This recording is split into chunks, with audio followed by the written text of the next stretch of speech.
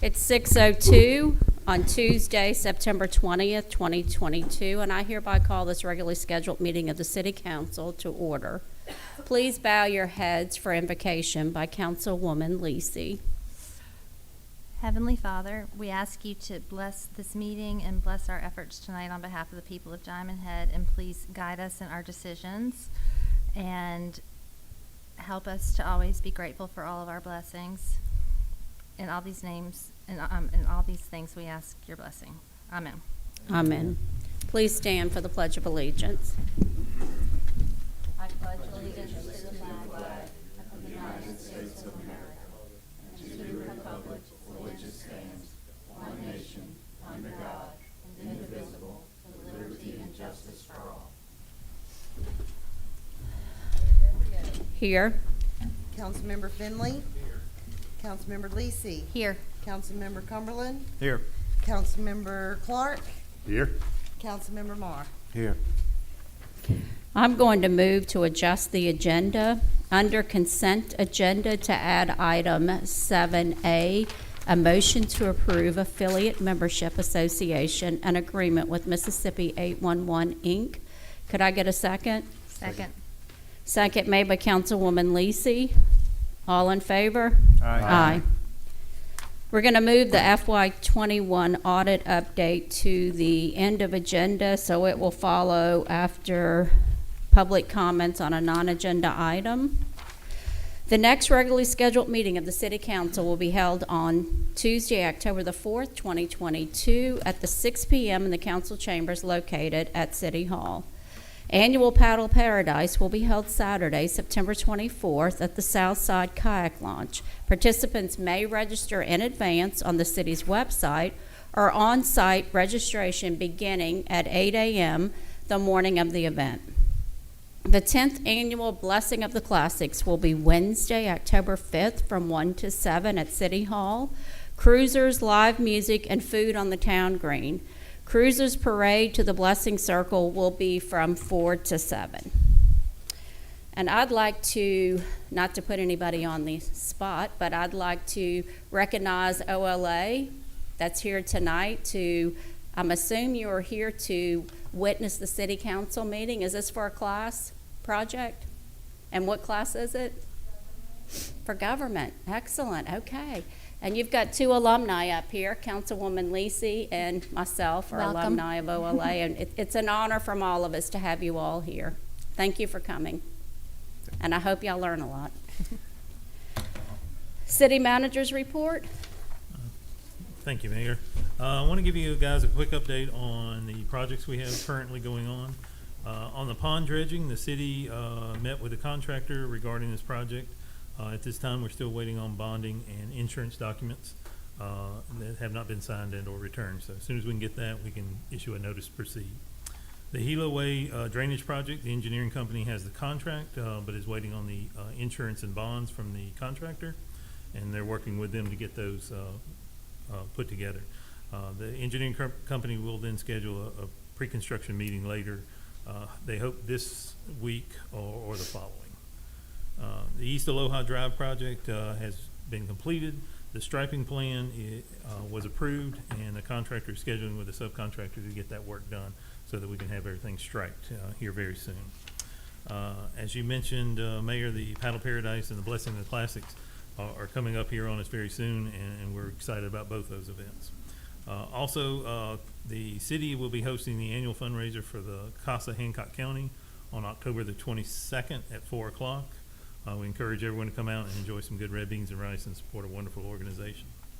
National Night Out, the event is scheduled for October the 20th, and we'll have 2 locations for the residents to attend, either at City Hall or the East Rec Center. And lastly is the Twin Lake Park / Dog Park. The engineering firm has provided a review set of plans and is waiting on comments from the city, which I'll work on and get back over to them this week. And then they'll finalize a couple other items that they need to get working on and be ready to advertise quickly. Thank you. Thank you, City Manager. Any questions to my left? I just have one question on the progress with the buying and purchasing of the retention pond, the 25, 26 acre over? Yes, we were waiting on, Purcell had some concerns or issues that, or stipulations that he wanted. We were waiting on the engineering firm, which they have confirmed is acceptable on their part to still allow for that project to be a success. And so now we have to get back with Purcell, and Derek and I will do that in the next week or so and get that hopefully finalized. Good news. Any questions to my right? Excuse me, John, I just had one. A resident reached out to me over the weekend with some questions about the Arts and Crafts Fair, and I am, being new, I don't know how all that works. So, Okay. how do we decide who gets the money? Who gets the money? How much is it? And how? Well, let me tell you first, Okay. we don't decide any We of don't that. decide, okay. The city of Diamond Head solely allows them to use the parking lots Okay. to host their facility. Mhm. We are not associated or affiliated with the organization and what happens there. That's completely up to them and their whole project. Okay, is there any way to find out how much is raised and where it goes, and maybe report back on it? I So can the reach out to residents Miss, know, 'cause yeah, I can reach out to Miss Taylor Okay. and see if I can get that information and have Okay. her, if she can get it back to me, I'll let you guys know at the next council meeting. Okay, thank you. Also, Councilwoman Lisi sent probably 20 questions to both John and legal on, I had a resident send Did me you? about 20 questions, and I couldn't answer any I didn't either, know so. either. We were here for the ward meeting, and, so it was a big crowd here. So the restrooms, they weren't allowed to use inside, is that correct? They had, well, the They had- vendors were allowed. Oh, okay. And her staff, but yes, residents and so forth, I believe there were portals Porta-potties. outside for them to use. Okay. Okay, thank you. Thank you. Any other questions? No? I did have a employee of mine that her husband's in a wheelchair, and it wasn't very handicap friendly, to him this week. So they said the bathrooms were locked up and they didn't have the handicap portalets. So maybe we can somebody maybe remind them of that. I believe that, I actually had that discussion with Ms. Taylor prior to the event, and that was the one thing we did discuss. She said she wasn't going to have a handicap portalet, and I said, well, then the bathrooms would be available for that person. Now, it's hard to, Right. someone to ask that question, I guess, possibly, but I'll definitely remind her that she needs to, make that a little more noticeable or a little more aware so that And they said they people who had come. to park over here by the police department to get over here too. Right. So anyway, maybe Yeah, there were a just- lot of people. It was Yeah, pretty yeah, packed. it was a great crowd. I can imagine for handicapped people, it would have been hard to get around. But the city's not responsible for the coordination of renting the porta potty or letting the residents know. We're not responsible for that. So that was under the direction of the craft show. That is correct. Okay. All right, any other questions? You said Aloha Drive is finished. Does that mean substantial completion? We've signed off on it completely, or? We went through a walkthrough, I want to say Friday, 2 weeks ago. There were a couple of punch list items, like clean out a drain, remove, this or that. But yes, it's substantially complete, and I believe they've kind of cleaned up everything, so it's more or less done, waiting on final payout. Final, that's what I was asking. Yeah, I'm sorry, I waiting- said that's all right. substantial. Yeah, just waiting on a final payout is what we're waiting on, once they can get that striping done. All right. All right? And the striping plan you all approved, and they did have to wait for the surface course to settle a few days before they came and did that, so they should be finishing that up completely. I had a resident ask me a question about the Lily Pond and the Miller Pond, about the restoration when we're restoring it. What are we doing with the muck that we're taking out? Because I can't remember what the plan had. The city has no plans for it. It would just be hauled away. The It's contractor complete. is hauling it That's off-site? correct. That Okay. is correct. All right, that answered my question. Any other questions? Okay. Is there any public comments on an agenda item? Okay. Could I get a motion to approve the September 6, 2022 regular meeting minutes? So moved. Motion made by Councilman Marr. Could I get a second? Second made by Councilman Clark. All in favor? Aye. Tabled item, could I get a motion to remove from the table 2022-306, a motion to adopt resolution 2022 to approve a text amendments in accordance with the zoning Article 2 amendment rezoning procedure. The proposed text amendment will change Article 12.8.1 architectural compatibility to add subscreen, no subsection, no front facade elevations of any developer, builder, and/or person who develops and plats subdivisions or those other individual building homes within such subdivision will be approved without sufficient deviation in design items listed in 12.8C to maintain architectural compatibility with the surrounding neighborhood. No like front facade elevations will be approved within 2 platted lots adjacent to or 1 platted lot from or diagonal to like facade, alternating facades in a manner that is contrary to the intent of this section will be grounds for denial of such plans. Could I get a motion to remove that from the table? So moved. Motion made by Councilman Marr. Could I get a second? Second. Second made by Councilman Cumberland. All in favor? Aye. Could I get a motion to adopt Resolution 2022-064? So moved. Motion made by Councilman Marr. Could I get a second? Second. Second made by Councilman Finley. Is there any discussion on this to my left? Is there any discussion to my right? I have a few. This is just clearing up the wording from the last time. Yeah. It is, but we've removed, if it had 10 lots, and it'd have to have 5 facades, 20 lots, 10 facades, 30 lots, 15 facades. So you want to come up? Okay, thank you. Ron's got some, per your direction at the last council meeting, Ron's got some proposed amended language that kind of cleans up the enforcement of it and still gives them a good bit of discretion referring back to those original architectural standards. So Ron's got it. Okay, Hey, good evening. good evening. Excuse me.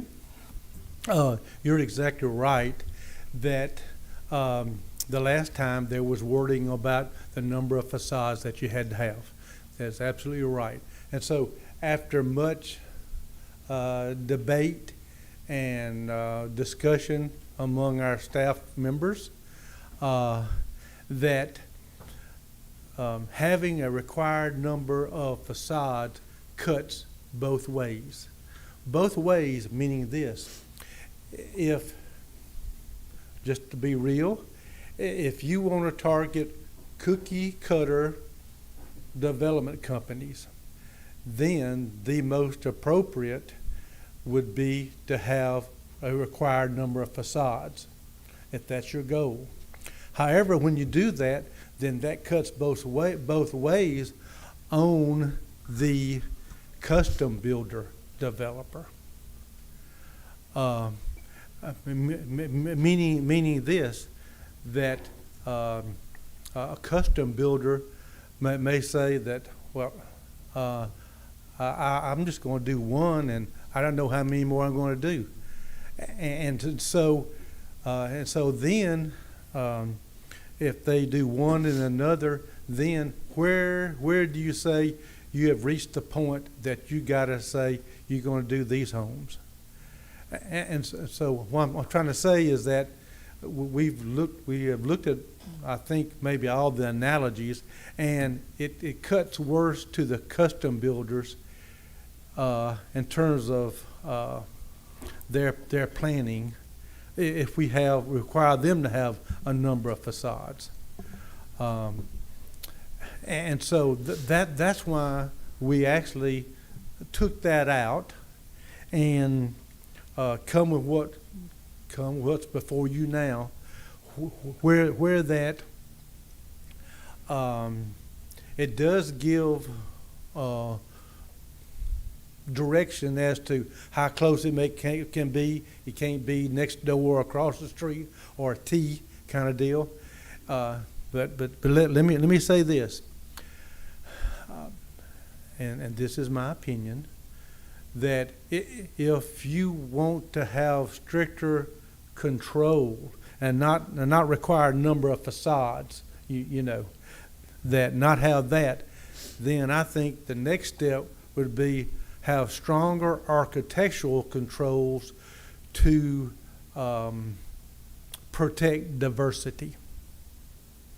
And so we finally reached an opinion that, well, we didn't want to, you know, sever the neck of our custom builders with this. So I guess what I'm hearing is, and let's just go through the whole process. We get sketch plat approval. Developer comes in and gets sketch plat approval. The council signs off on it. He gets his construction plans. He brings them to you. Mhm. You sign off on it. He Yes. builds the subdivision. You do a final walkthrough. We're ready for the plat. The plat gets approved by the council. Everybody signs off, and then they come to start pulling permits. Correct? So when they start pulling permits, you're gonna be looking at the architectural facade of it and the lot location, and you're gonna, because I think our goal collectively was we don't want cookie cutter. We don't want 20 homes that look alike in a 20-lot subdivision. Yep.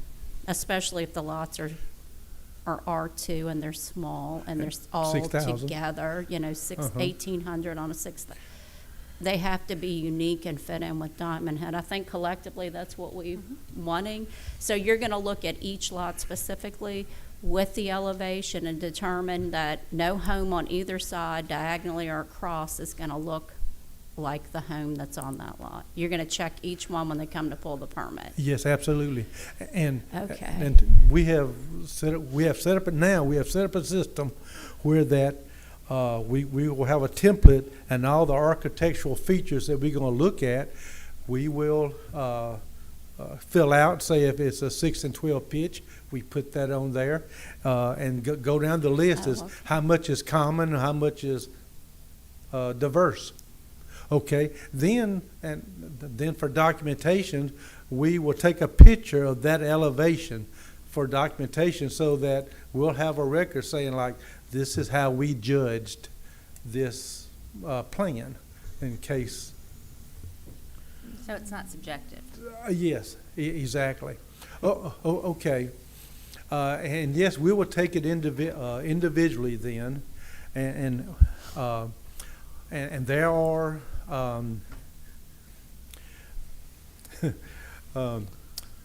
companies can submit facades, but and they can have somewhat similar things, but by the time you put them in a group, you're going to go through there and look, this looks like all the same, not too much difference. And so with what we have, we can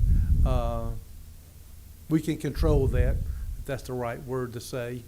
But however, I think in the end, if we want to maybe tie up some loose ends, have tighter controls, we need a little bit more architectural control. But that takes a little more thinking and than some quick something. But we might want to look at that further. But I think what's before you is this cuts evenly. This applies more evenly than what we had about requiring just a number of facades, because basically that targeted cookie cutter homes.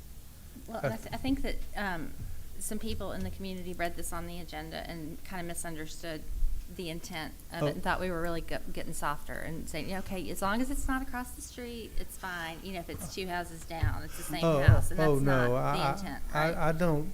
I don't think that at all. Okay. And if you look at it, I mean, for example, the proposal is if you had 10 lots, you would only need 5 facades. You could Right. have every other house. Right. Here, if I've got one house, the house across the street, both sides and the 2 diagonal cannot match. So it's actually more facades than what we have here. what we had proposed earlier. Yes. I would like to see the architectural part get updated so that it's, it takes stress off of you, so that Yeah. we know it's written black and white, it's not gray, the architectural side is updated. I And would it- like that. Okay, well, we need to Okay. work on that, so let's Okay. I work agree. on, and when we work on that, we feel better about approving this, knowing we're working on that, Yes. because that gives you even further control. I'm all about further control, because we only have, with the land we have, we only have one chance. Yes, Right. that's Right. right. And Well, Ron, can I just ask for one clarity? Because when you were talking with the 5 and 10, you're also saying one of the things that would allow is for you to not just approve it as they ask for the permit, but to approve how the houses would look as the subdivision is being designed. That you said that this year you would be able to see all the lots and where they're going to be placed ahead of time, rather than waiting for the permit to be pulled to see how the houses would lay out. Is that gone away now? No, but because we've had a company submit plans for a recent subdivision we approved, and they put like, this will go on this lot. This plan is going to go on this lot, and so we just took the plat out and saying like, and we located it like, okay, this plan name is going to be here, and we're looking at as to, okay, how's this going to look, you know?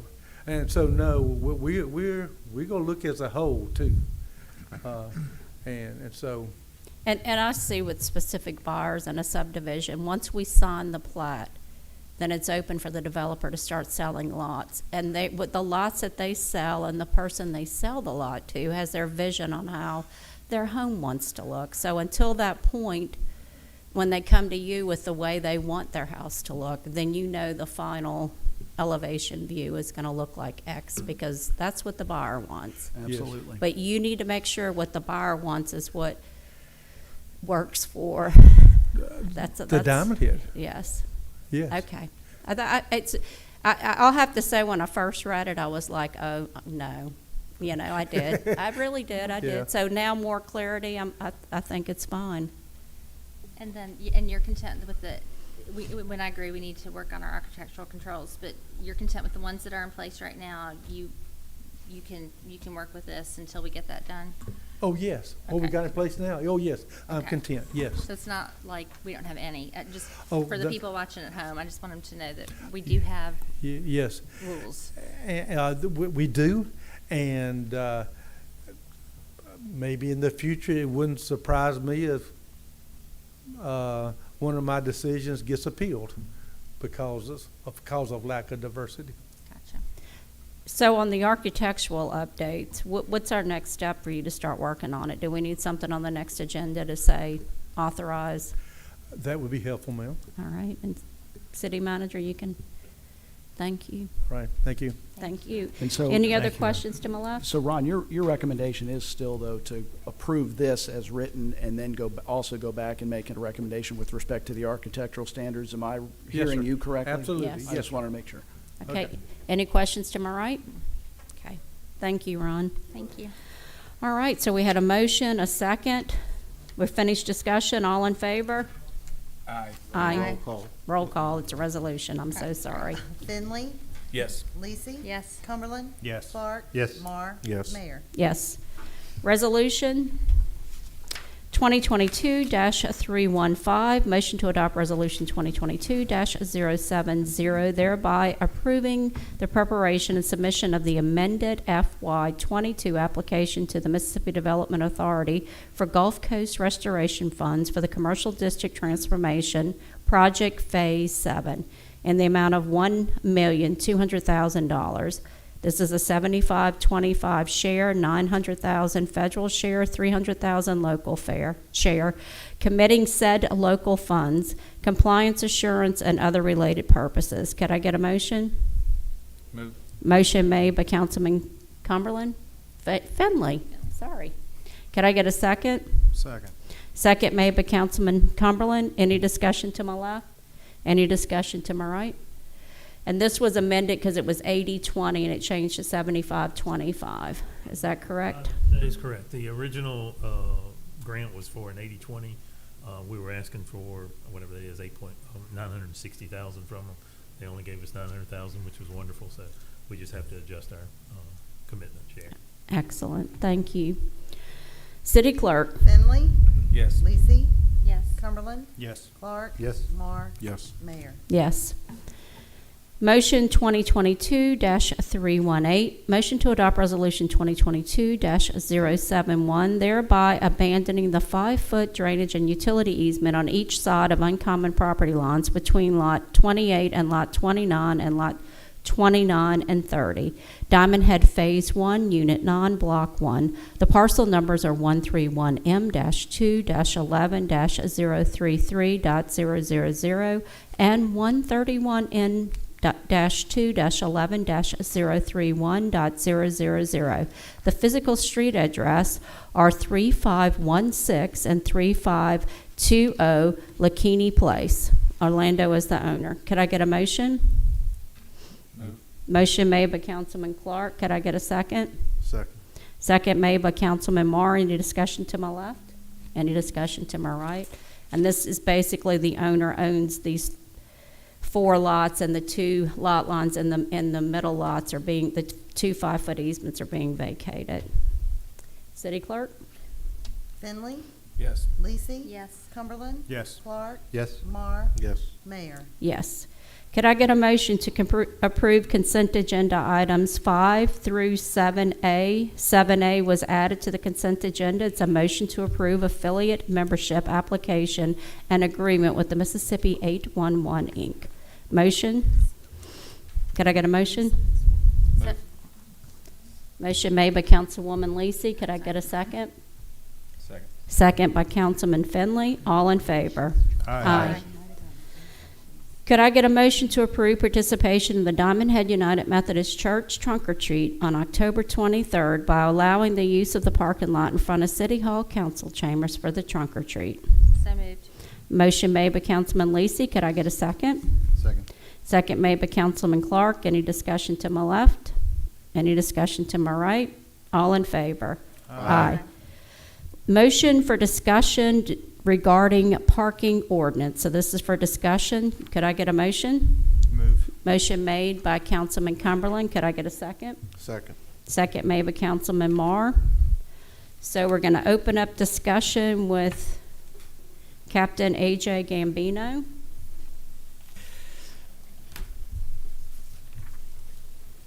You want to just stay right here, or do you want to like do a Laurel and Hardy at the podium, or? Hello, council. Hello. So, I could say that we do not get a lot of parking complaints to our dispatch. We do put this item on our stat sheet every month, and usually the number that you'll see is very little called in by the public, and most of this is initiated by the officers themselves. We do run 2 officers at one time, so they will look out for parking violations when they have the opportunity. Most of their opportunities are looking out for speeders or answering calls or doing follow-ups for other calls that we have gotten. If you look on our stat sheet, we also have a follow-up line item for the calls that we do follow up on, and that's as far as speeding complaints and whatnot. So a lot of people will usually see a police car driving by a vehicle that's parked on the median, and they throw their hands up and they say the police aren't doing anything. That's not true. The police are going to another call, or they are doing duties that require attention to public safety. When we get these complaints, we need people to call dispatch. We need to have this recorded.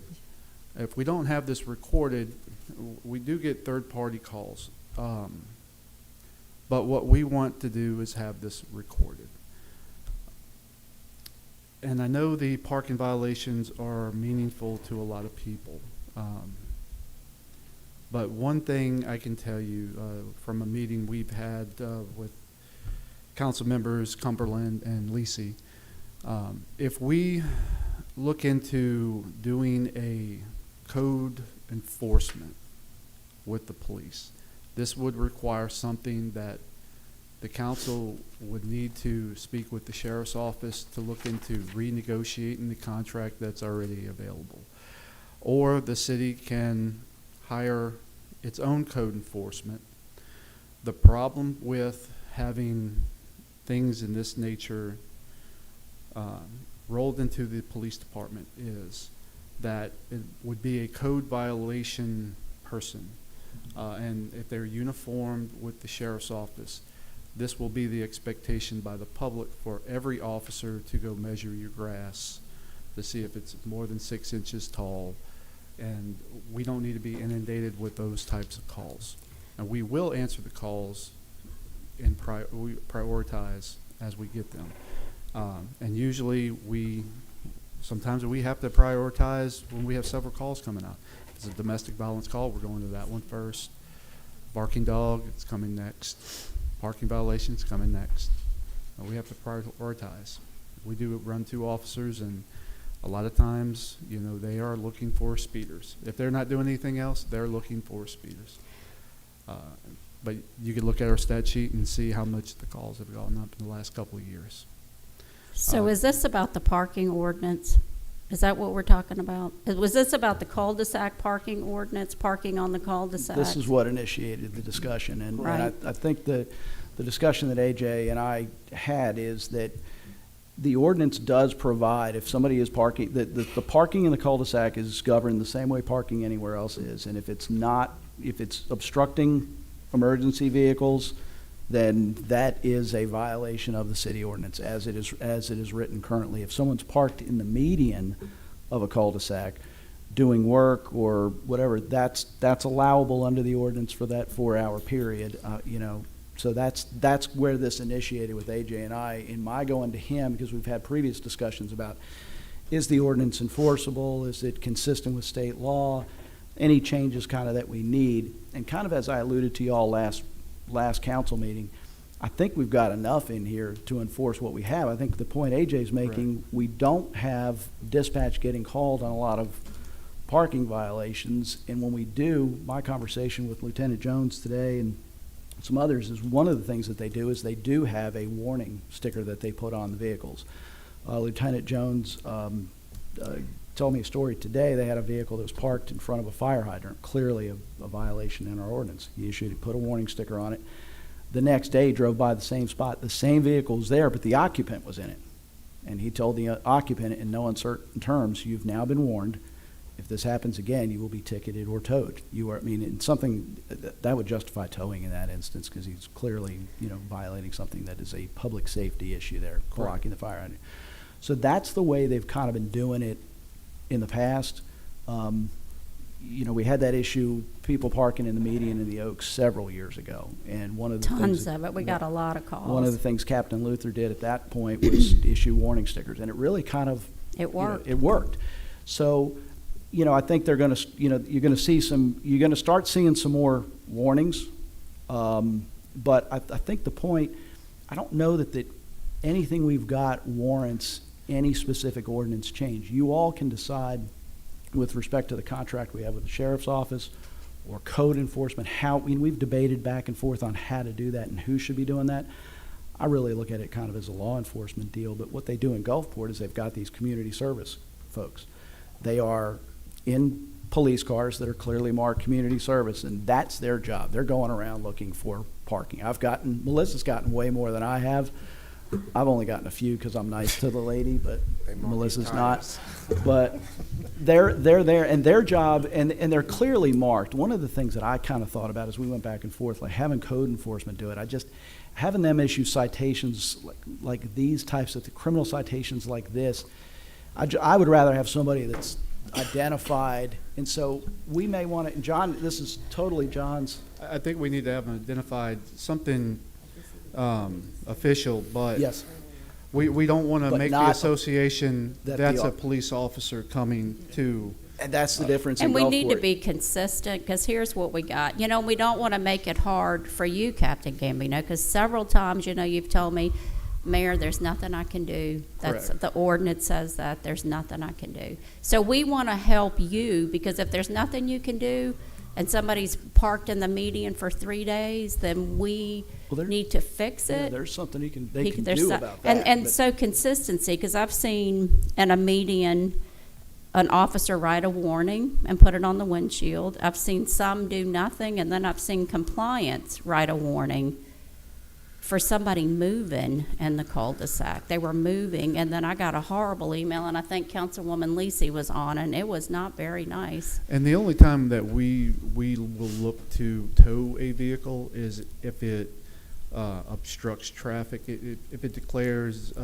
any threat to public safety. Or abandoned. If there's 'cause a vehicle parked on the median for 4 days, this is something, as the police, we clearly do not want to tow this vehicle. I mean, the city can make the decision to send a record to have it towed. However, officers have to sit out with that vehicle, wait for the record. It's something that we have a lot of things to do, and I know we always say that, but I mean, there is a lot to do. I don't want the officers to be tied up on towing vehicles in medians. Now, like I said, if it's a threat to public safety, we're going to Different move issue. it. You're not going to get the complaints because we're going to take care of it.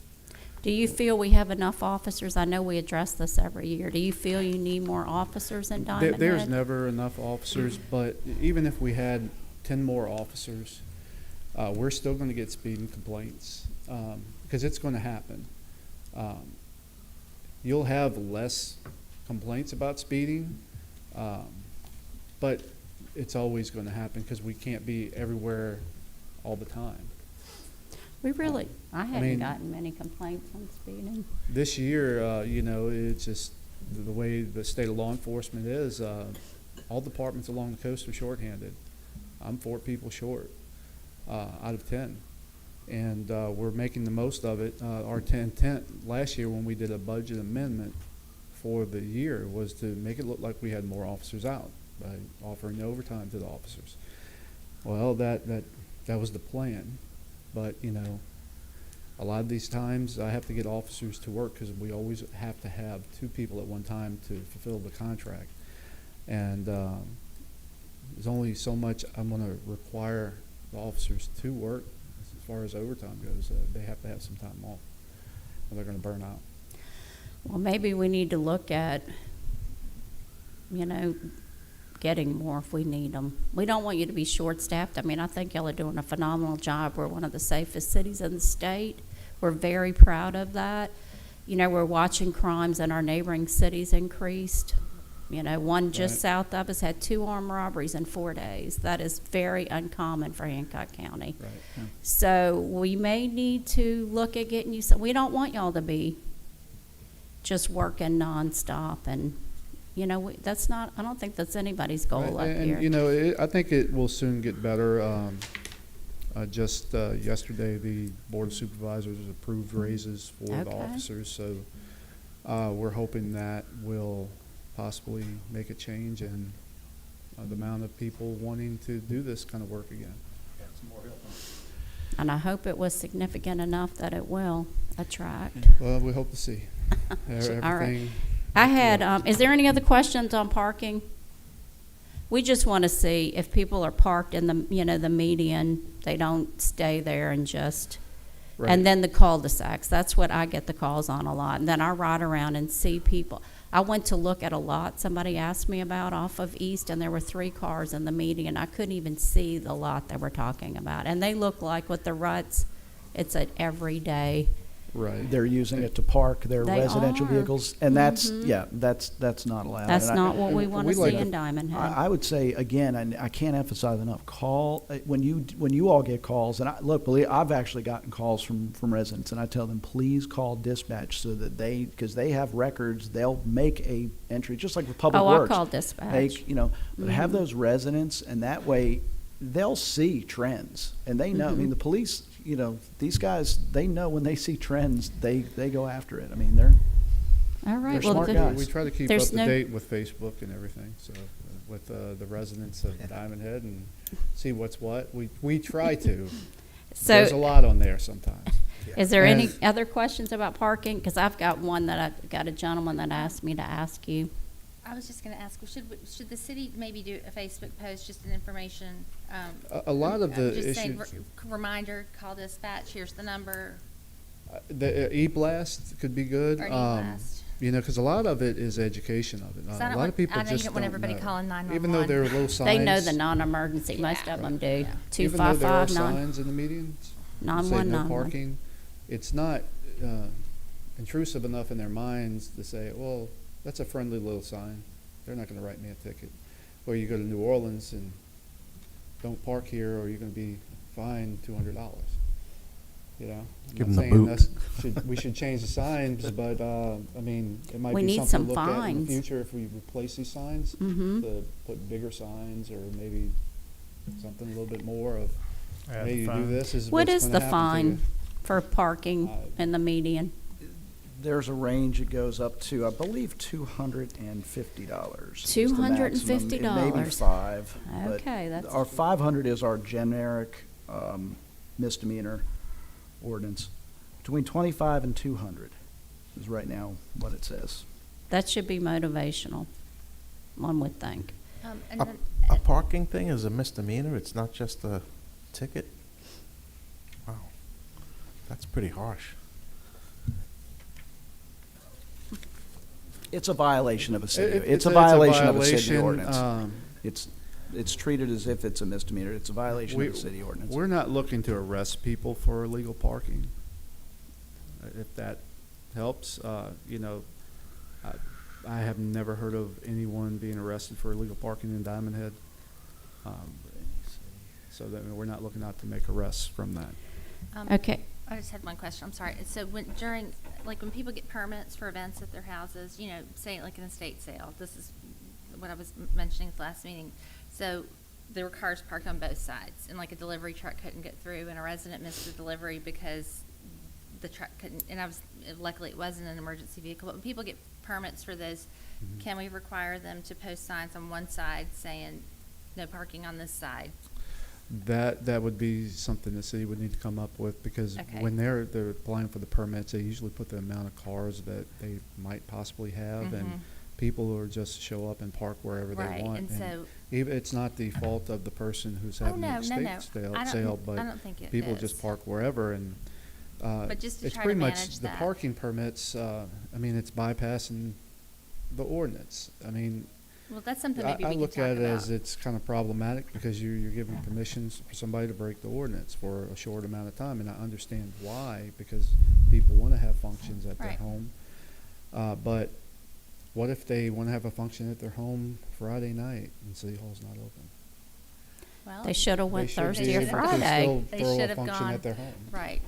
We learned that in school, right, ladies? Plan Prepare, ahead. be prepared. Right, Right. but I mean, even if they're not prepared, still, they have the right of being a homeowner and a No, resident I'm to all, do I'm all so. for that. I just mean for Mhm. the people who do come get permits for planned, you know, bigger events, maybe we can Right. talk about.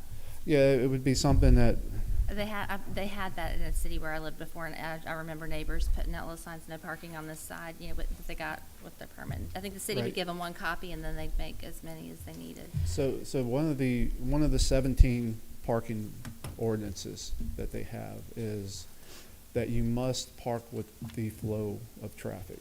So if they're parked on the shoulder of the road and they're out of the roadway, they're totally legal to do so.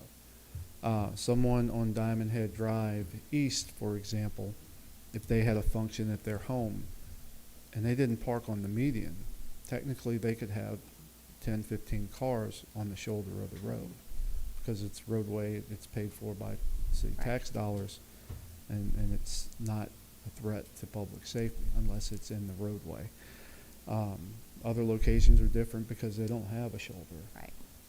So when people do park on a cul-de-sac or close to a cul-de-sac, what they'll usually do is get as far out the road as possible, because the state law, which is also one of the 17 parking violations we have here in Diamond Head, it says that there must be so much clearance in the roadway for emergency vehicle to pass.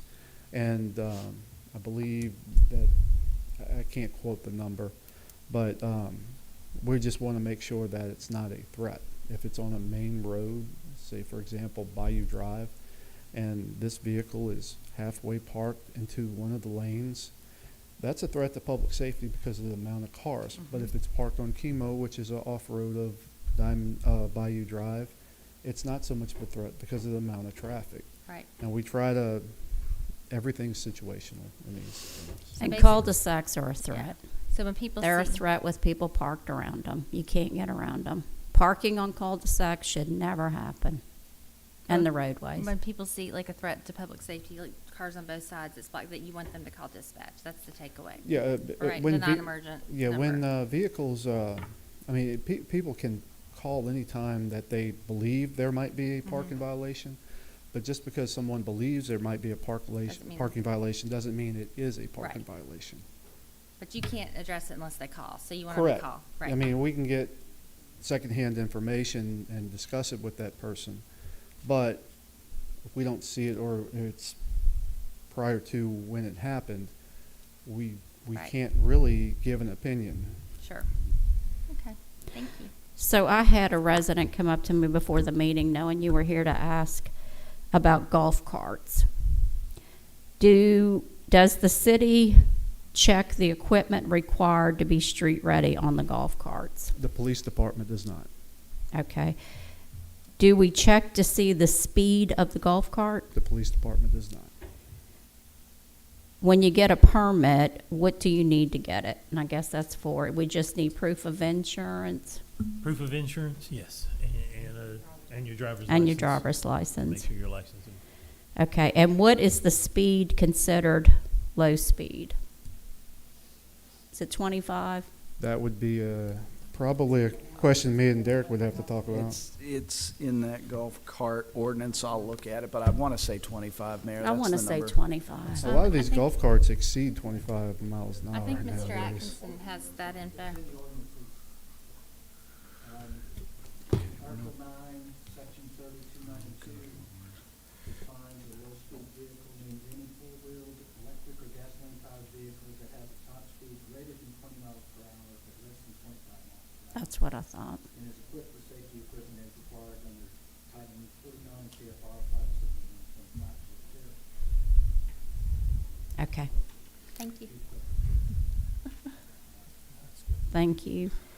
Okay, those were the So questions. that comes to the next question. We get questioned all the time about these ATVs that are four wheels that, they can go just as fast as a golf cart. I mean, we are using that definition with these vehicles as well. We're getting to a point now where we had these golf carts, and now they have all kinds of ATVs and other luxury vehicles they're making. There might be a time that council might want to look into really distinguishing what should be covered in this ordinance. And I thought ATVs were illegal to be on the street. Right, so a RZR is pretty much a golf cart with mud tires. So that's the same thing as a golf cart, just with mud tires. But it is could be considered a low-speed vehicle, just like some of these golf carts that go 45 miles an hour. So, The side-by-sides.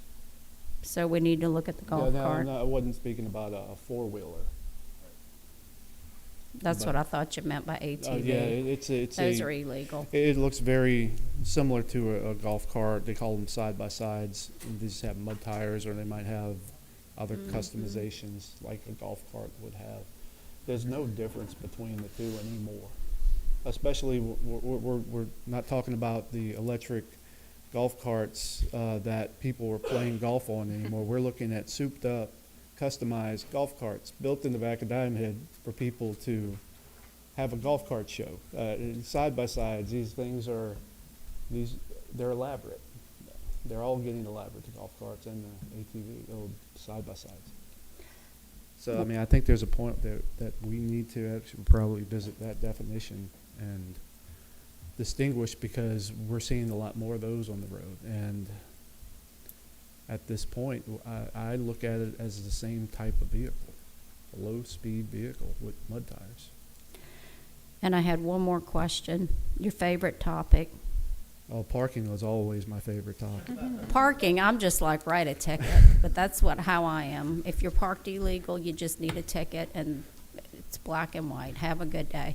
Not barking dogs, but roaming dogs. I feel, and this is what I feel personally, because I've been following one case.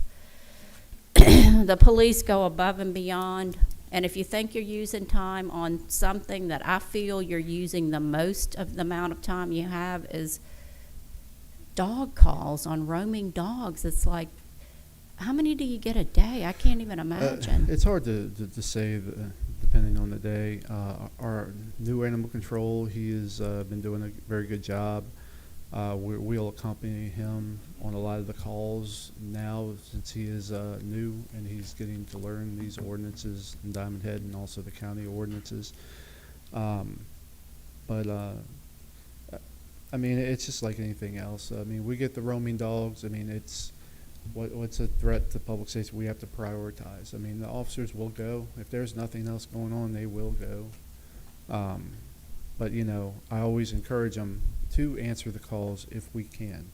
But if they have to go to other calls and they have to look for speeders, or we're waiting for the speeder that speeds by at 10:50 in the morning every morning, stay there, look for him. Don't go to the roaming dog call, you know, because we need to catch this guy who's speeding because he's going to hurt somebody. Now, repeat offenders, we've got one specifically that I know of. You've probably been there 30 times. Repeat offenders, and this may be for the city attorney, is there no repeat offender? We can just keep sending the police 30 times? As the prosecutor, I'm not going to talk about any specific cases that are before the court. No specific, just any dog. And so what you're referencing, though, is a specific case that's before the court, and the ordinance is very clear. When you have a dog that's loose, the police pick it up. If they can return it to the owner, they do it. They issue a citation. If they can't identify the owner, they take it to the shelter. The owner is entitled to get the dog unless the dog has been classified as a dangerous animal. The sheriff's officers, the police are not going to take people's property. They're just not. And so, you know, I hear it all the time. The police aren't doing anything. The prosecutor's not doing anything. They issue citations as the cases come before them, and we handle each case as we do. But other than that, I won't get into any specifics on any specific case, because I don't want, as a prosecutor, to be here and give an opinion or say something about a case that is either before me or may be before me. Do we need to do something here to make it where if your dog's picked up the 10th time, then your fine is different? Do we need to do something? We have a range of fines up to $500 on each offense, and so, you know, the judge sees cases that are before him multiple times, and he's got a range with which he can fine folks, and it's solely up to the judge. But fining them over a certain amount, you would require a change in the ordinance. Is he aware of when people come before him, is he aware of their repeat offender status? Absolutely. Okay. Absolutely. That checked everything off my list. Anybody else have questions? All right. Thank you, Captain Gambino. Thank you. Thank you. Thanks.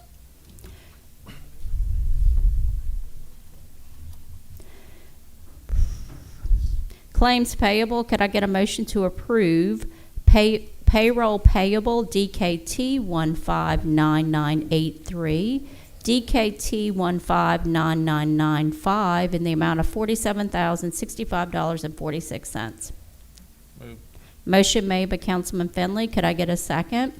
Second. Second made by Councilwoman Lisi. All in favor? Aye. Motion to approve docket of claims DKT 159997, DKT 150021 in the amount of $129,859.39. Move. Motion made by Councilman Cumberland. Could I get a second? Second. Second made by Councilman Clark. All in favor? Aye. Could I get a motion to approve department reports under A? Move. So moved. Motion made by Councilman Finley. Could I get a second? Second. Second made by Councilman Marr. All in favor? Aye. Aye. On non-agenda comments, we have Mr. Henry Foreman.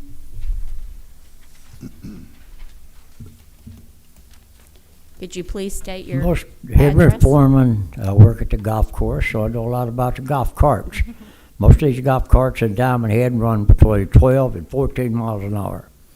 Federal regulation says for a golf cart to run on any street, legal street, has to do 25 miles an hour. I'd like to know when your council has approved golf carts running up and down Golf Club Drive. Never. They can't. There's 10, 15, 20 a day go up down through there. I live at Corona Villa. Last Friday, I get off at work at 5 o'clock. Just as I pass my driveway, a cart with a young person driving it, 4 kids on it, and traffic was backed up all the way down off of Golf Club Drive, all the way around the corner on Diamond Head Drive. Somebody's going to get killed. Okay, that's something.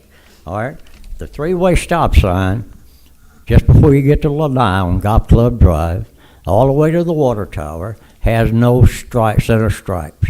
I've been run off of the road twice. Next time, I'm going to hang my line and let them hit me. And then I'm going to come back to the city council. If you don't do something, I'm going to look whatever you and I say, I told you so. Okay? A few years ago, several years ago, Dan Quayle's pilot of Air Force 2 was killed crossing Golf Club Drive down by the club. Okay, so what my suggestion is, and what I'd like to see, flashing lights, flashing yellow lights, with a sign saying, slow down, cars don't stop. We had an accident 3 weekends ago. We had 132 children crossing between 12 and 13 on a golf club, golf course, on a pine course. A car stopped, motioned him across. He didn't look the other way. Had 2 kids and a parent. You can get the pictures from the police department and see the damage to the cart. They were blessed that they didn't get killed. We need lights up. The signs there is right at the club crossing, and all it is got a cross with golf cart crossing. Okay? This weekend we're going to have anywhere from 12 to 1,300 golfers in the Slavic crossing the roads. They won't do it all at once, okay? I asked Sheriff Adams several years ago, in a big tournament, may I stop traffic? He said yes. Okay. One day I stop it, and so many cars, I'll stop and let cars go. This guy gets out and starts cussing me. Who gives you the right to stop traffic? The next day they called me in the golf shop, said, I got a present for you. Gave me a sheriff's vest to stop traffic, keep it away from getting killed. Okay, that's across there. Golf Club Drive. The shopping center was always off limits to golf carts. I'd like to know what all this stuff is down there. What's the purpose of that? Of doing that, cutouts and changing the contour there and spending all that money. I get a lot of complaints. Because I've been here longer than most people. And they always ask me, what's the purpose of it? I don't know. And from Diamond Head Drive and down by Dollar Store and everywhere was always restricted, no golf carts. It's not wide enough for them to go there. Well, they got to get to the shopping center now. So I don't understand how we are getting to the fact that someone's going to get killed because we're not doing the right thing. And the worst thing I've seen down here, I don't know who approved it, where it's a city, POA, I don't know.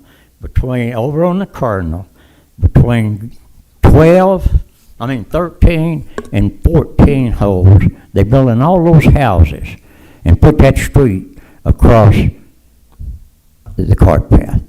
Should have been like number 1 of the Cardinal, either an overpass for cars or an underpass for golf carts.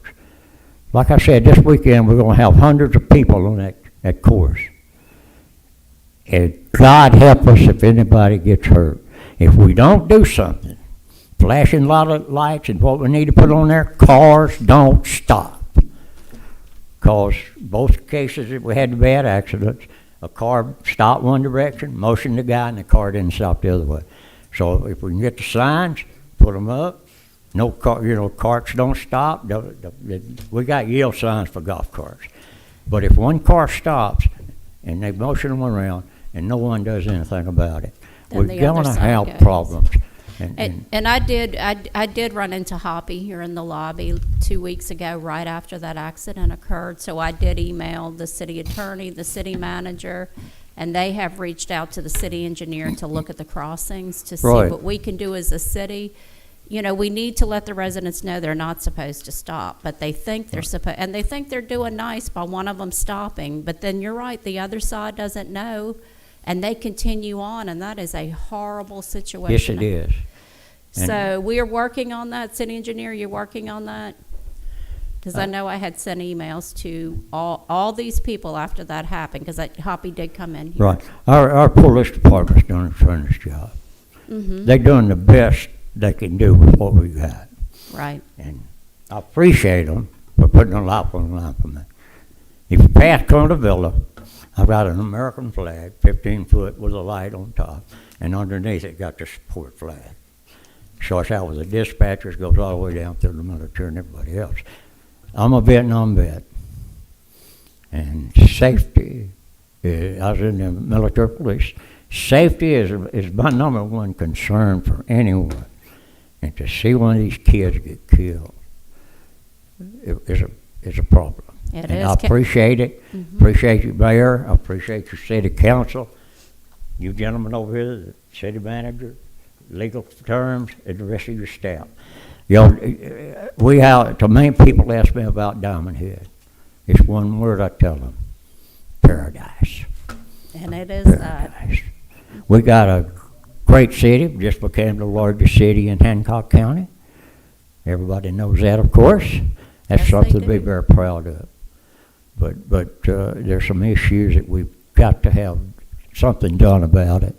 And if we don't, the next people are not going to be as lucky. I mean, Dan Quayle's proud of the number of Air Force Two getting killed here in Diamond Head years ago. And it worries me because I deal with a lot of those young people, a lot of them, and I teach them safety. And I was, like I said, I was in the military police, and I was a policeman in Houston, Texas for a while, an officer. I know before you get all your papers filled out, the criminals back out on the street, and that's a shame. That And is every a time shame. Mike Boutray was a good friend of mine, the deputy sheriff. And they put their life on the line for us. And I think all the support we can give them. And I So do. would you mind reaching out to the city engineer while you're here and sharing your contact information? Because the decisions he looks at and what he's looking at to design, he needs to work with you to see because you're out there every day, and I totally see the need for us to work on those crossings. Right. And they have received an email from me on it, so maybe if you reach, and Ben Benuti, he just raised his hand. If you share your contact with him, then you would be a great asset in helping the city to improve what we need to do Right. on those crossings. The main thing, if we could just get the yellow flashing lights and tell cars not to stop. Not to stop. And I was going to make a post about that, and I Right. will. Thank So, you. and federal regulation again, carts supposed to do 25 miles an hour, have windshields, tail lights, turn signals, brake lights. And most of them running up and down the street doesn't have the City of Diamond Head sticker on it, which tells us what? They don't have insurance. That's right. I bought a new one, and I have full coverage on it, not just whatever they charge. And, So and if you see anybody on golf club drive, you need to let the non-emergency number 255-9191. Yes, it is. Yes. And just call that number, and they will be there to Okay. get them. They shouldn't be on golf club drive. Right. No Well, way. I appreciate you listening. Thank you. And Thank I you. pray that you do something right. There's some things that we don't understand. And oh, by the way, the street in front of Dr. Kellum's, we own that, and the lawsuit was settled. So we got the lawsuit settled about 3 weeks ago. You know, they had Excellent. it tied up for 3 years. Right. But it's been settled. Now, if you want to build a strip center down there, you got it. We are ready. Thank you got so it. much. Thank y'all, and keep up the good work, and I Thank appreciate you. you listening, and I hope that we can get something done. Please before- reach out to our city engineer so you can share your knowledge. Okay, Thank you you. so very much. Appreciate it. And, Thank like you. I Thanks, said, this is paradise, folks. Let's It keep it is. that way. We do. Thank Thank you. you. Thank you. Okay, that was the public comments non-agenda. So are we ready to do the audit? Okay.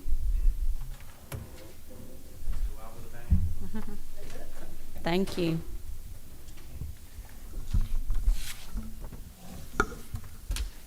All right, good evening. Thank you for having me. So typically, just FYI, typically what we do is, you guys have an audit committee, and typically what we would do is we would have an audit committee meeting to kind of do the in-depth review of the audit and findings and things along that line. But in this particular case, we're doing this a little bit different because there's information that I believe that the full council needs to hear, and that I have obligation to report to you. So we're doing it tonight. I'm going to give you kind of the audit committee report, and then your financials are finished. We're kind of just going through the review process now. Once tonight's report is over, we will reach out to the city manager, get his responses to include into the audit. We will have the audit to you this week. You'll have plenty of time to review it. I'll be in for the next council meeting to give you the financial part of the presentation, and then you will be asked to approve the audit in the next meeting is the plan. So what you have in front of you, we put this together yesterday, and so what you have in front of you is the standard report that we give to all government entities, basically to just some of it is required, like common estimates in your report and things along that line. So, like estimates, for example, if you pave a road and we guesstimate that the road is going to last for 40 years, well, it may only last 20, but we're just letting you know that some things in your report are estimated, and I will cover that a little bit more with you in the financial presentation. But things like property tax receivable, we don't know if people are going to pay their property tax. You're just doing it based on history and based on what people currently owe. Estimated useful life, life of your assets. Fines receivable, that's going to be part of the, lengthy or the findings, the discussion on the findings that we have. But things like that, we don't know, what fines people are going to pay or not pay. So we're just kind of letting you know that there are estimated numbers in the audit, but in the end, we reasonably expect what we're reporting or what we're going to report to you to be as close to accurate as possible. And then moving further down the letter, there is no disagreements with management. Look, you guys have a very good staff. They did a very good job on the audit. When we ask for stuff, it is there. So you're very fortunate in that sense. We, like for example, this year I tested work orders. I went through work orders extensively, so they're in the dungeon, in the basement, digging out work orders for me, stacking them up on the desk. So it's just overall, good job there. We did not use any outside consultants or anything on the audit, so there's nothing to report there. We did note several findings in the audit, which I'm going to present to you right now, and then, if you have any questions, please just chime in, and I'll be happy to elaborate. Forgive me for reading this to you, but some of this is kind of lengthy, so I want to make sure I don't forget some of it. All right, so in the prior year audit, we communicated a potential misstatement of fines receivable when we noticed that the balance had declined significantly from the previous year. A decrease in fines is an uncommon occurrence in municipal and county governments. While auditing the current year, we noted that fines receivable did increase from the previous year, but it was still remained lower than it had in September of 2019, which again is very unusual. So last year when we reported it to you, basically I came up and I said, hey, look, something's kind of not right here. We went to the point where we tested the system to see that it was reporting correctly, and the system was reporting correctly. So what we were pulling out for fines receivable was matching your financials, but still, fines just do not go down. I mean, I hate to say it, but people just don't pay their fines, okay? You collect a certain number of fines, but for the most part, fines always trend up. And if you don't collect your fines typically within about 90 days, when you hit beyond 90 days, especially 6 months, the chance of collecting them is like 0.1%. I mean, it is very, very minor. So the fact that they went down was kind of alarming, but we couldn't really find it in the system. So this year what we did, we pulled 3 years worth of data because it's just not really kind of adding up. We pulled 3 years worth of data. We pulled your 2019, your 2020, your 2021, and we went through and we did a comparison side by side to see what happened. So there was 165 fines that went away. Okay, so they basically went away. So we pulled all the records on the 165 fines, and what we kind of saw was really a combination of three things. One, it appears that there were old assessments and fines on your books that had not been cleared out of the system. So there was some fines that had been paid, or the case was closed in 2017, 2018, 2019. So there was a cleanup, some type of cleanup or something that happened that looks like that caused part of the drop. The other thing is the actual volume of fines decreased. So in other words, new fines were not really replacing old fines. So what happened is when COVID hit, the number of court cases or the number of fines that came through the court system pretty much cut in half. Okay, so when it cut in half, fines were being paid and new fines were not replacing that balance. So that contributed to part of it as well. And then the other part of it is basically fines that were actually collected. Okay, so the issue is we still are able to trace the fines to your software. So your software, what it is reporting to the financials, is correct as far as we can tell on the surface. But what we do not 100% know is there still some cleanup to be done? And we believe, due to the fact that the entire count of fines has not been covered, that likely you still have some misstatement here. So at the end of the day, I believe that you guys, however you have to do it, need to go through all of your fines receivable, basically your history, and go through and actually trace it to your paper file, your case file, and determine with absolute certainty at some point, hopefully within the next 12 months, that your fines receivable is a good number. Because if I had to tell you if I think you're still overstating your fines, I think yes, you're probably still overstating your fines a little bit, because just the 165 that we pulled had too much of that was old stuff that should have not been in your 2019 number. So is it a significant number? I don't think so. I mean, I couldn't guesstimate it, but it wouldn't be material to you. Material to you would be like $100,000 in terms of financial materiality on your audit. No, is it that number? I don't think so. I think it's much less, probably $10,000 or maybe $20,000 or something like that at the most, because this change that kind of alerted us to this was less than $100,000. Basically, when we noticed it, it was around 60 or something like that. So I think you got some more to go. I don't know how you want to do that. City manager, court clerk, and and I will say, your court clerks, they know what they're doing. When I'm talking to them about the cases, just the terminology they use, they know what's going on. They can answer the questions. Just our research kind of indicates that it was just kind of more procedural is kind of what caused this, because basically, for example, if, the judge would tell them, hey, I'm fining you, but maybe he would give them a grace period or something like that to pay the fine, or something like that kind of caused some of this, where maybe they would log it into the system, say they would have it, but then the fine wasn't really truly assessed, or those types of things kind of is what kind of created this. So like if they got a fine, well, you put in the software, they did something and it assesses a fine. Correct.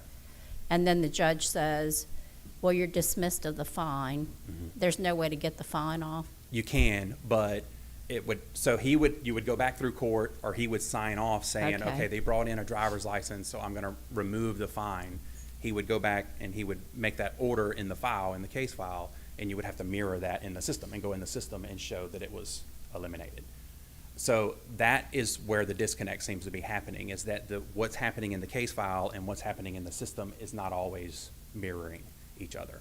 So you would have, for example, people that have a fine because it would be standard or statutory for them that, they go in, because basically every court case you have, there's statutory fees that go with it. So they would go in, they would assess all of that, and they would assess the fine with it, but then maybe the judge would decide he didn't really want to apply that fine yet, but the fine was still sitting in the software, and they were kind of waiting on the resolution of that case or whatever. But there's ways to do it to where the system and the case file are exact, and that's what needs to happen. We need a cleanup of this, a once and for all cleanup, so that your fines receivable is correct. It's good that your number is lower, because it meant last year that more and more, that people were getting more and more aggressive and not paying, so it's good that your receivable is down. The bad thing is you didn't collect that money. It's just really a cleanup of the system. But at the end of the day, it's very important to know this, because fines are a problem statewide. I mean, counties have millions and millions and millions of dollars in fines, and unless you stay on top of fines, work with your judge or whatever you have to do, it becomes a problem for you very fast. And it gets away from you, and before you know it, it's 3-4 years down the road, people are not paying. So it's vital for you to know this true number and what's actually going on. You have any other questions about that? Is it not, so I guess one more and then I won't talk. So is it not, so when we enter into the system, the fine, well, not the fine, but the whatever is associated to the fine, it assigns the dollar amount, because it knows for this fine, it's this dollar amount. On everything but the fine, there is a standard kind of fine, but the judge can set a fine anywhere. Is it not better to put it in after the judge does it? I guess it's my, no, it's not, because. Well, they, I'm just trying to get clarity here. It, Mhm. Or a parking ticket. I'm just saying. You get a speeding ticket and you wanna come pay it, they can take that payment. But if it's not, so the officer turns in the ticket, they put in your violation. There's a state assessment and there's a local. Right. Those are both attached. When you got, if you can't pay it, you could pay it, that will zero your balance. However, if you decided, no, I'm gonna go to court and I'm gonna challenge it, you could come to court and the judge would say, okay, I'm gonna warn you, I can't dismiss the state portion, but I will reduce the local portion, the city's portion. So that would be a change in the system. And we have to remember to go in and change Yes. it. Okay. and I, What we did have in some instances, and we have already corrected some Yep. of these, is, people who did not show up would be found guilty in absentia, but no fine. yeah, But what, in the system, the fine is being assessed. So we had files that were guilty, Okay. but that's all been. Cleaned up, and that probably was a large So you're gonna see next reduction. year- You're gonna see next year that there's gonna be some more adjustments, because we pretty much touched every file. Okay. That And- clears. yeah, and the judge has done made a little change such that he's not withholding sentence. So when we do a trial in absentia, he would withhold sentence because he'd want to bring that person before them and find out, do you have priors? Because the fine could be higher, there could be jail time. So that's why he was withholding sentence. The problem is, some of these folks are so transient, we're never catching them again. I mean, we've got warrants, stacks, and they're never back in court. And in the system, it's showing that they were issued the standard fine when they never really weren't. So what he's doing now is, he's not withholding sentence, he's getting some information on the front end, issuing that sentence, issuing that fine there, so that what it says on the system is an actual fine.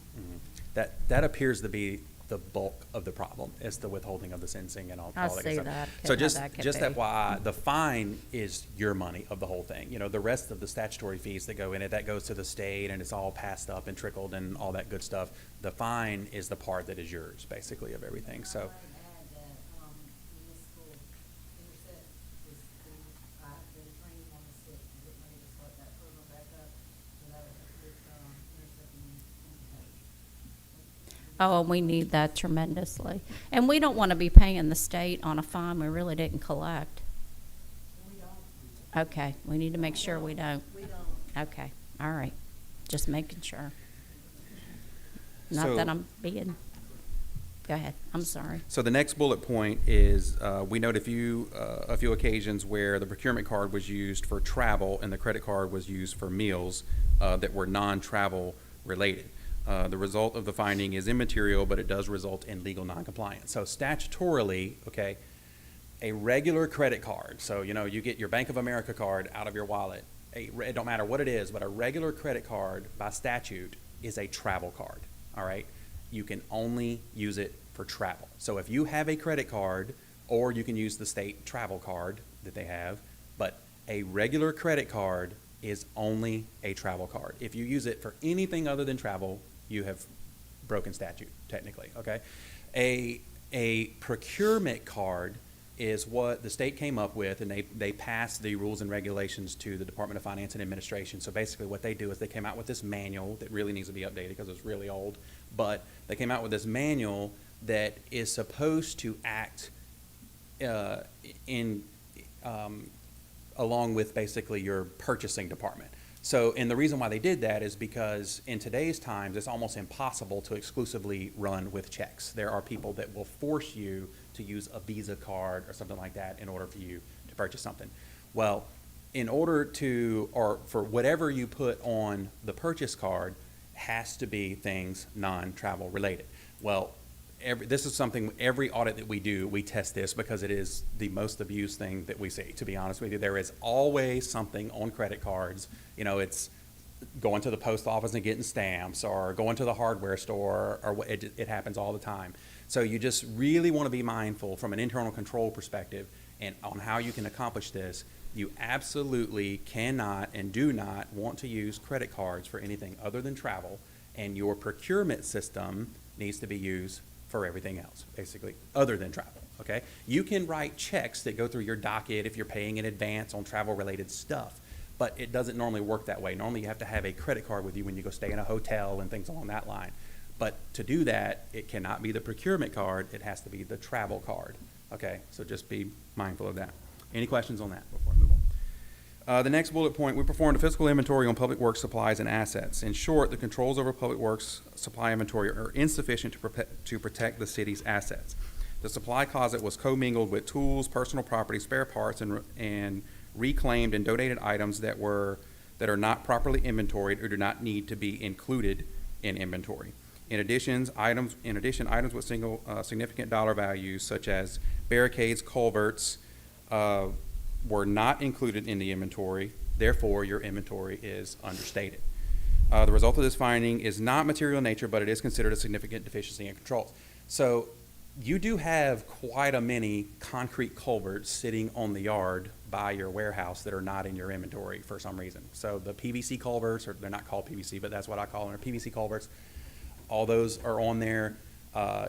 So I went through walking around. Mainly I focused on the supply inventory side, okay? You did have some minor issues with your asset inventory, but it was things like numbering. So for example, I went and pulled a leaf blower and tested it against the inventory, and it showed up that it was a road, like Veterans Boulevard. So I was like, okay, we got a problem because we got a leaf blower here and a Veterans Boulevard here, so significant dollar difference. But really what it was just the system numbers things, but the public works guys, they pulled out their binder. I was like, hey, go get your binder and let's look at that. And his binder matched up with everything. So I mean, they're tracking their inventory. I had really no worries about it. It was on the supply side. So, I hate to be, that person, but at the end of the day, what is walking away? The oil, the air filters, the things that people can use personally, the tape, the tools, the channel locks, the hammers, the things like that are in your supply closet that people can use personally are the things that you need to have controls over, okay? Now, in their defense, there is a list. So when you go in the supply closet, there is a clipboard that you can log things out, but beyond that point, there's really no accountability in inventory. There's not, hey, we ordered a case of 10W30 oil, and you're saying we used 5 of them. Let's make sure, that what's left is there. So Councilman Cumberland's gonna, he and I were very, let's say, specific and accountable with inventory at the water sewer district. I mean, we knew how many screws were in there. But is there a sign-out sheet? Because we had a sign-out sheet. So if you came in and you took In theory, yes. 5 90-degree elbows, 10 whatever, you signed the sheet out, put your name on it, and it had to attach to a work order. Then the inventory sheet, the person over the inventory, which was Councilman Cumberland, he did a fabulous job. He would mark that off, and then any new orders we got in were put on the sheet. So we knew every month it was reconciled. Did we do that? So you guys have some controls, but it's controls, in my opinion, that do not serve very much purpose. So there are people that are signing things out on a door, but what's happening with it from there? There is no reconciliation. You have work orders where people are writing things down. Do we know that they're writing everything down? No. Do I think they are? Absolutely not. It is going in a work order system, but then is that at some point tied back to any purchases or anything to that effect? No, that's not happening. So at some point, we got to think this through and say, okay, what are the controls that we can do that are, one, beneficial from a cost perspective? You don't hire a person and pay them $50,000 a year to save you $2,000 in supplies walking out the door. But there are controls you can put in place. For example, like you just said, you can have a log that is reconciled in some way, shape, or form. You can clean your supply closet out so that all your reclaimed and used parts and all this kind of stuff is not piled everywhere, obstructing a good inventory of your system. So there are things like that that can be done, and it could be much better. Absolutely. So, are things walking out the door? Who knows? But are things able to walk out the door? Absolutely. Would you find it? Likely not. So that is, when you answer that way, you have an internal control problem that needs to be corrected. So your city manager and Ty or the public works director are perfectly capable of doing this. They're on board with it. We went through it, and they're like, yeah, we see your vision. So I think they got it, to be honest with you.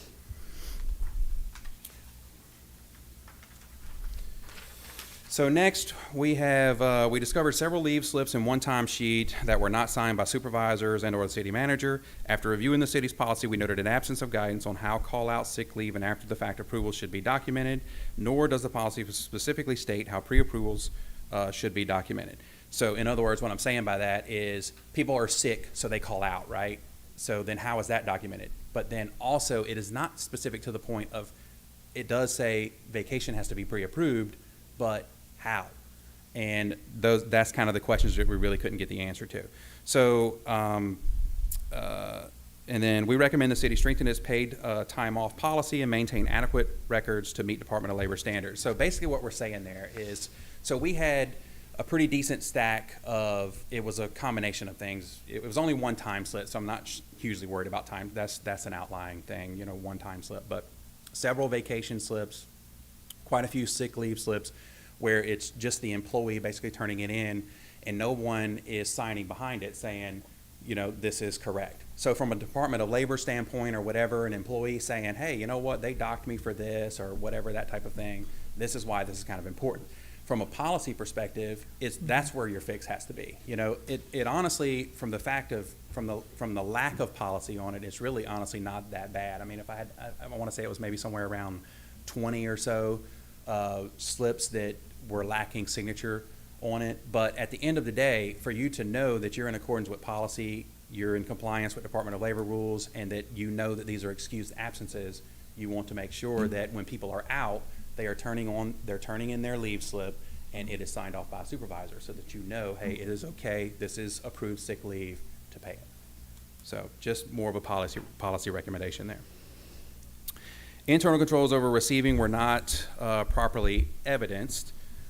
We noted many instances of supplies and other items basically that were purchased, and then when it would, basically what would happen is when, your controls are supposed to be such that if people requisition something and they buy it and someone receives it, you have a received stamp, but the received stamp was being used, but that was it. So things would come in, it would be like, boom, received, but who received it? Because the whole point of internal controls is that if I'm buying it, I shouldn't receive it. Especially if I'm buying it and paying for it, I shouldn't be receiving it because I might be just receiving it at my house. Who knows? And that basically was not happening. And that really needs some work because it was a significant volume of things that had no initials or no signature or whatever, that you don't know who was receiving what. It almost needs to be the controls there. And a lot of this in the very beginning, when I met with Councilman Clark and Mayor DePrio, we hit on internal controls heavy, and what I said in the very beginning was our concern right off the bat is that with the turnover in personnel, you've had some retirements and resignations, things along that line. When you have that level of turnover, you almost always have to review your internal controls to see what went, what deteriorated as a result of that changeover. So things like the supply inventory and stuff like that, when you have high turnover, you have to make sure that your controls are still in place. And this is one of those things. So with the change in Public Works and with the change in, there was some admin people that worked in the Public Works Department in the back that are no longer there, just all that stuff. We basically lost sight of the controls there. So we need to make sure, who is the receiving person and make sure they're evidencing that, that they received the information. Do you have time to help the staff to look at the internal controls to say, is this an extra thing? Well, To help, because I know at one specific, organization you helped people with that. Can you help and let them know that, okay, if this one has ordered it, this one approved the requisition, this one issued the PO, this one ordered it, then this one received it? Because we are limited. We have limited. Right. It's all about staff. cost benefit. But I So- mean, signing, you received it, even though it is a duplicate in internal controls, as long as you signed and that person's accountable, that they did take in the 5 boxes of copy paper or the, the stack of culverts. I'm sorry, if I could address that. I actually have had a conversation with the city manager. Just as the council is aware that I'm going to be updating the employee handbook, we have already started discussing setting up Public Works internal controls. Following my conversation with Mr. Nikase yesterday, I had a conversation today with the city manager, and we're going to be working on that. I do think, and I appreciate Mr. Nikase and all of his work, but I do think that with Mr. McGraw's background, that we probably could get that internal controls handled.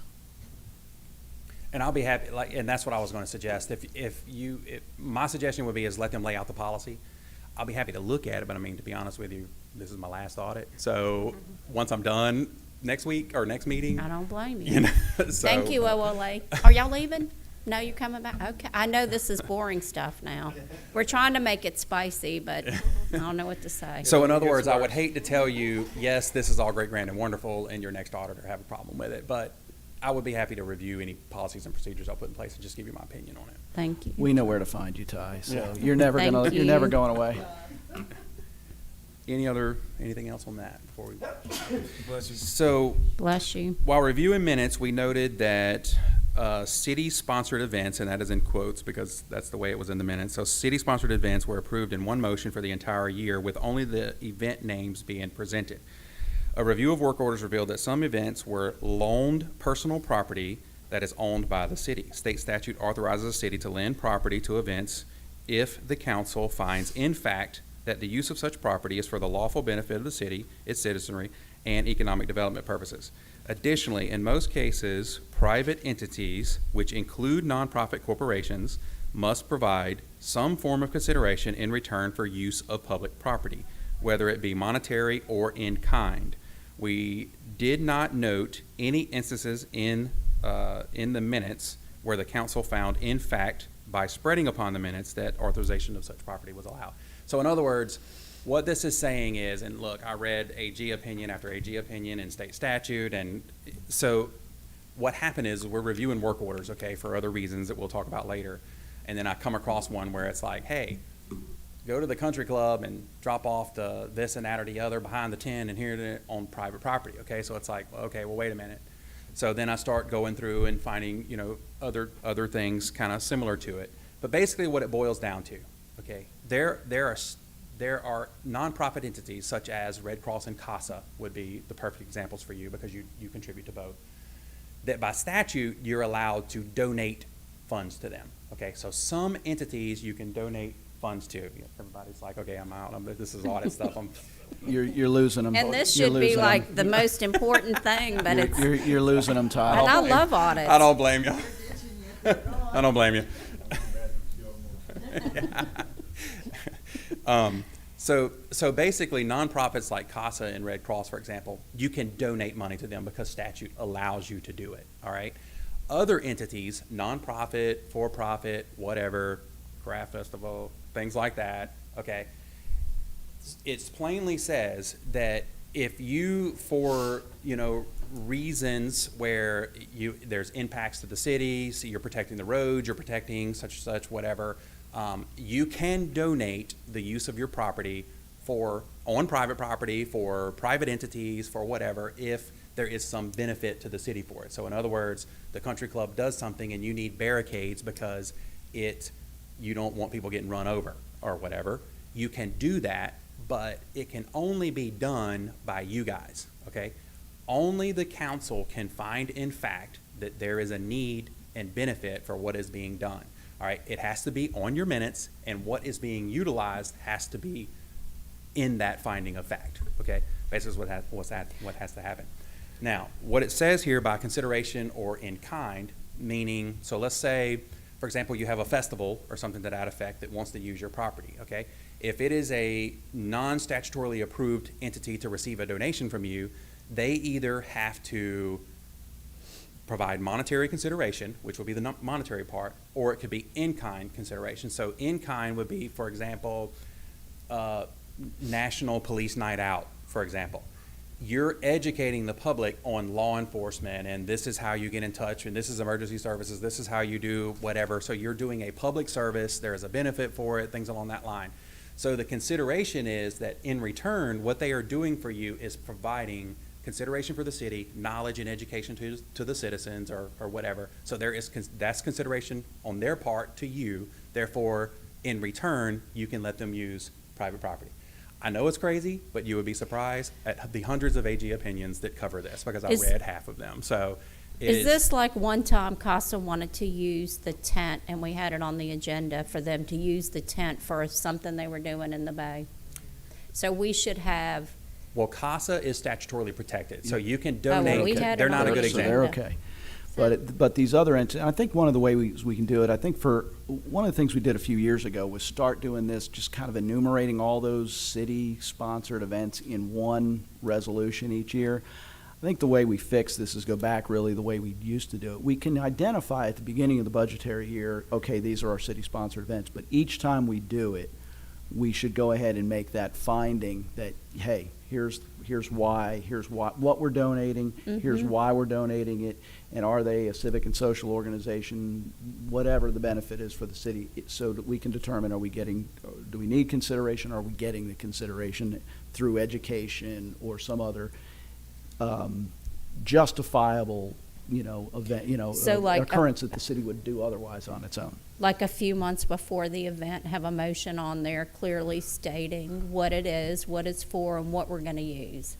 But do like a blanket at the beginning, because we need that for the budget. Well, normally what we have done in the past is we would get so many requests, can the city do this, can the city do this? So if you remember, the previous city manager came up with a list of events that the city would partake in. And it included, these POA trunk or treat. That is their event.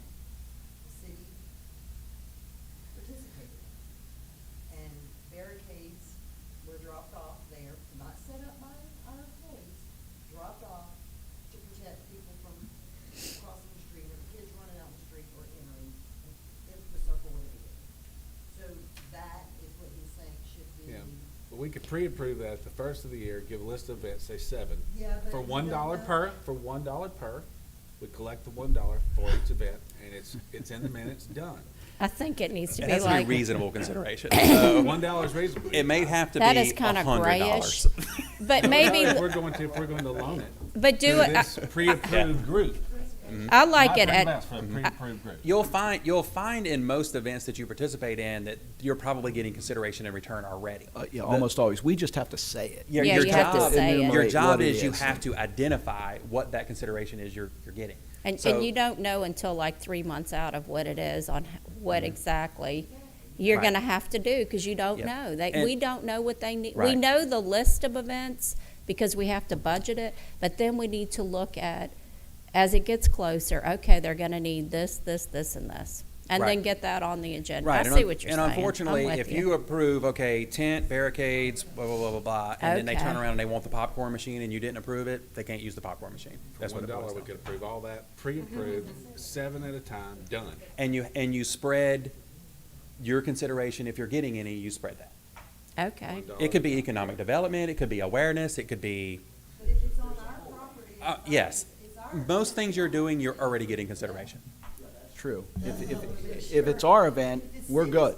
Right, Right, but right. like the craft show last weekend, we should have gotten, right, we should have gotten some consideration, right? Okay. But you would, We got notoriety to the city. right. Absolutely. You had And- visitors and- here.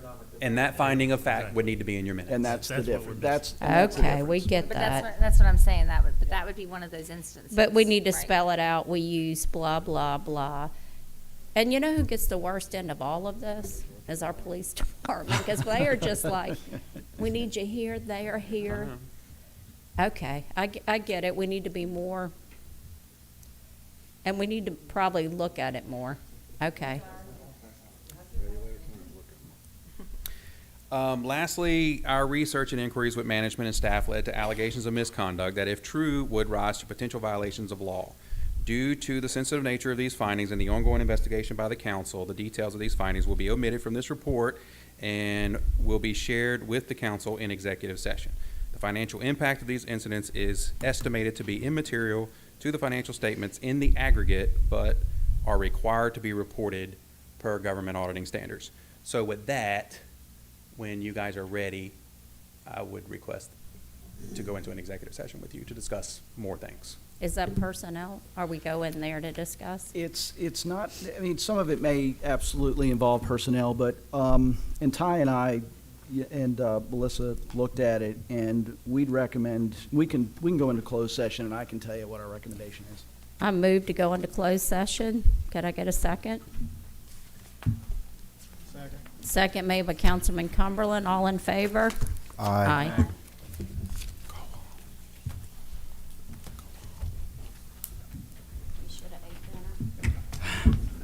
This should be. Anybody have any food? You believe